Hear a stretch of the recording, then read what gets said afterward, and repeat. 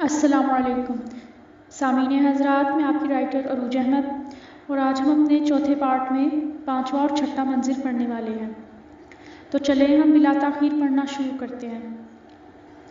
زندگی مارچ، منظر بدلتا ہے۔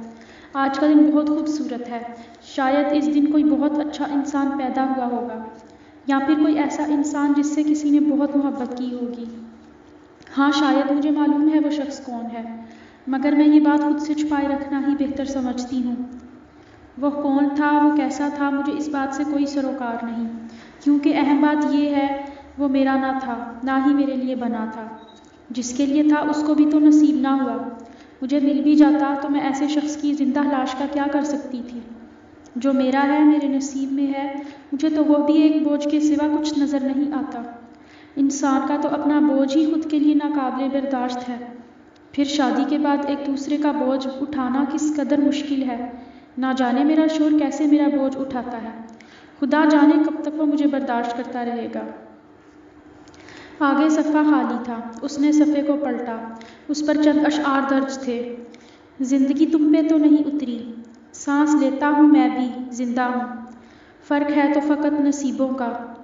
میرے ہاتھوں میں خشک لمحے ہیں، وقت گیلا ہے تیری مٹھی میں۔ اس نے پھر سے صفحہ پلٹا، اس پر بھی صرف اشعار تھے۔ اداس آنکھ کو ہے انتظار فصل مراد، کبھی تو موسم جاں ہوگا سازگار اپنا۔ اس نے چند ایک اشعار پڑھے اور پھر سے صفحہ پلٹا۔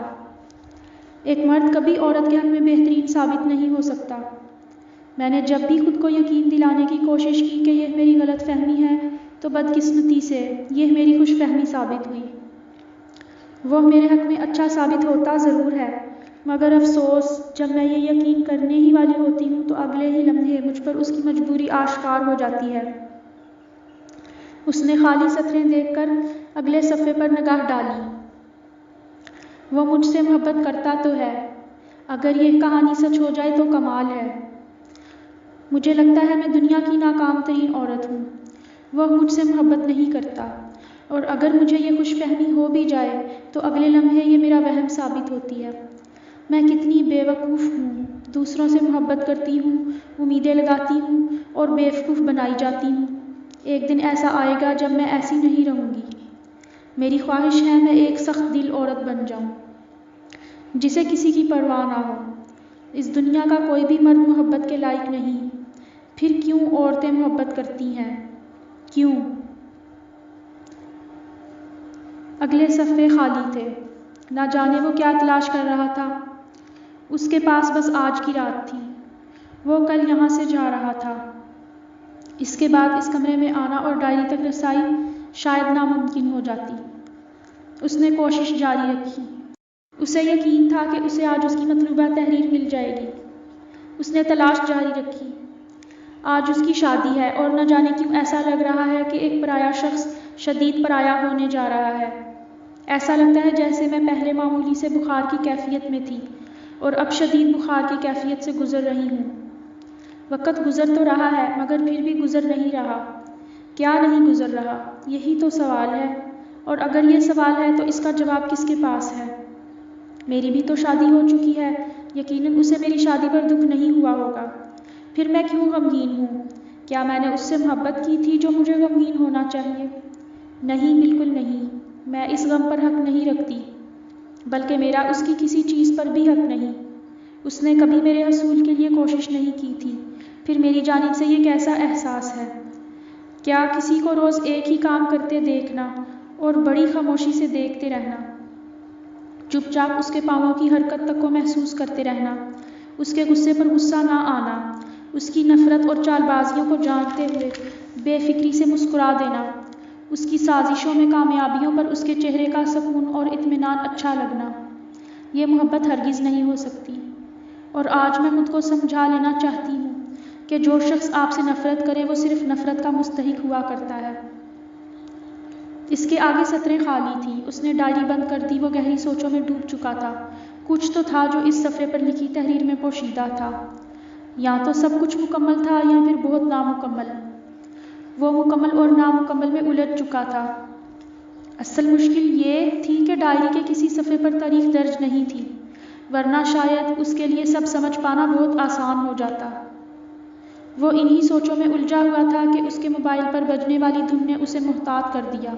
اس نے ڈائری بند کر کے واپس رکھ دی۔ وہ سوچوں میں کھوئے ہوئے انیکا کے سوالوں کے جواب ہاں میں دیتا رہا۔ اگر اس وقت اس کی بیوی کا فون نہ آتا تو وہ مزید پڑھ سکتا تھا۔ اسے نہ چاہتے ہوئے کمرے سے واپس جانا پڑا۔ اس نے الوداعی نگاہ ڈائری پر ڈالی۔ وہ کمرے سے نکل کر چور قدموں ڈیوڑی کا سفر طے کر رہا تھا۔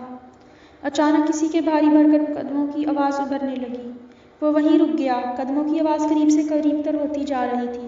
پھر کسی بوڑھے کی آواز گونجی، بیٹا تم ابھی تک جاگ رہے ہو؟ بوڑھے کی تھکی تھکی آواز میں تعجب ہی تعجب تھا۔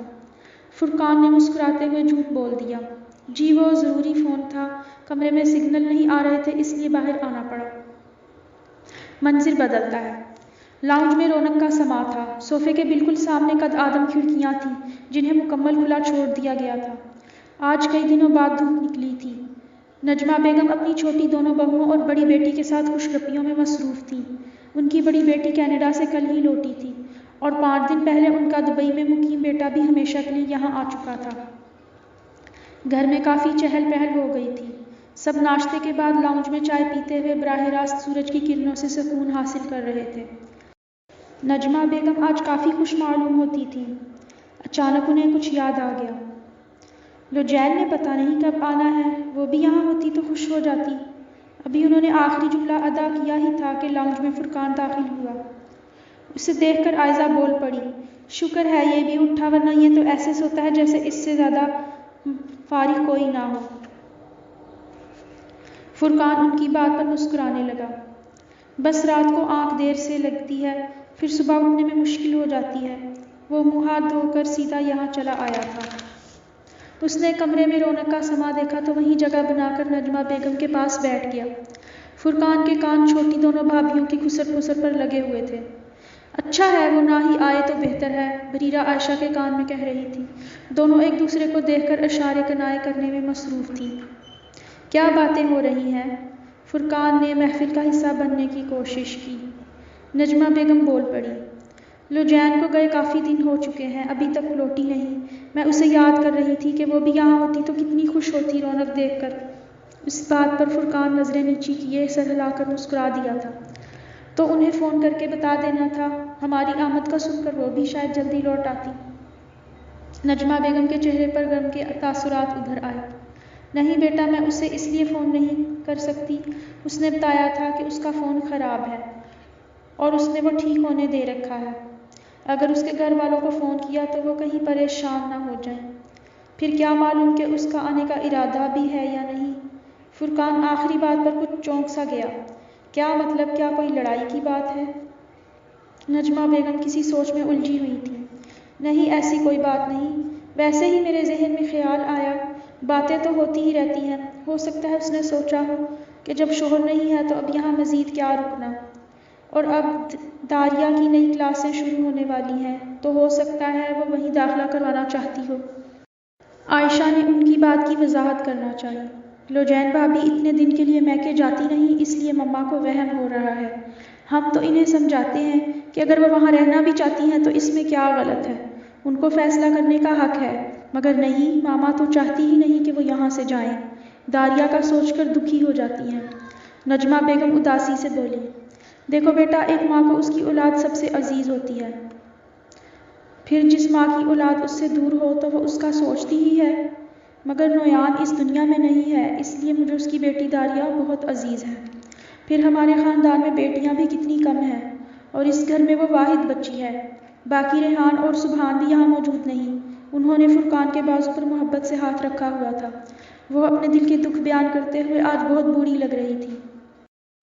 تم میرے 8 بچے ہو، سب سے بڑی عائزہ ہے جس کی کینیڈا شادی ہوئی تو یہ کتنے عرصے بعد آتی ہے، پھر ریحان جب سے ایئر فورس گیا اسلام آباد میں ہی مقیم ہے، وہیں اس کی شادی ہوئی، وہیں اس کے بیوی بچے رہے، اس کے بعد سبحان ملتان میں ایک معمولی سی سرکاری نوکری پر لگا، تب سے وہیں سیٹ ہے، مائرہ کی بھی انگلینڈ میں شادی ہوئی تو یہ بھی یہاں سے چلی گئی، باقی تم آخری 4 بچے یہاں میرے پاس رہے، تو تم سے ہی دل لگا رکھا۔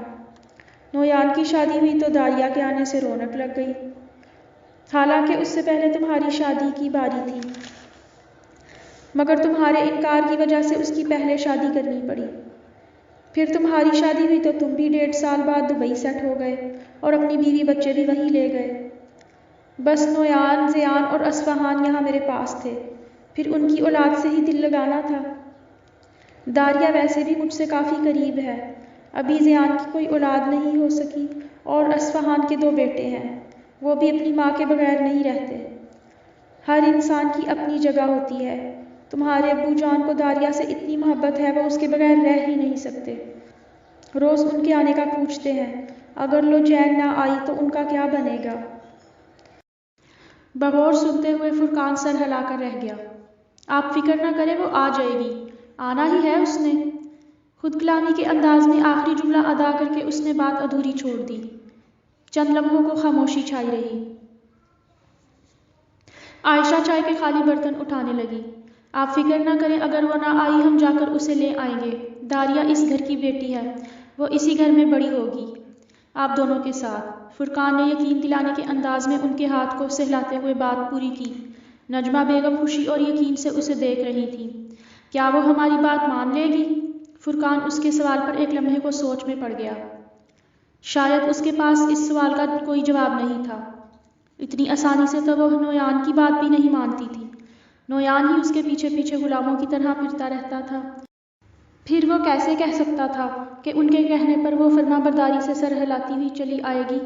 وہ لوجین تھی، نخروں کی ملکہ، اس کی بیوی انیکا نہیں تھی کہ جو جیسے کہا سر جھکا کر بات مان لی۔ فرقان دل ہی دل میں کڑھے جا رہا تھا۔ اسے یاد آیا وہ کیسے لوجین کے اپنے شوہر پر حکم چلانے اور نویان کے تابع داری سے اس کی ہر بات مان لینے پر کڑھتا تھا۔ وہ اکثر سوچتا تھا کاش نویان کی جگہ وہ ہوتا تو اسے اتنی ڈھیل نہ دیتا، بلکہ نخروں کی ملکہ کے سارے کسبل نکال کر دماغ سیٹ کر دیتا۔ اس نے اپنی سوچ پر شرمندگی سے مسکرا کر سر جھٹکا اور نجمہ بیگم کو یقین دلانے لگا کہ کچھ بھی ہو وہ انہیں واپس لے کر آئے گا۔ سامعین حضرات، ہم نے اپنے اس حصے میں 2 منزل پڑھے ہیں۔ اگلے حصے تک کے لیے مجھے اجازت دیجیے، اپنا خیال رکھیے گا، اللہ نگہبان۔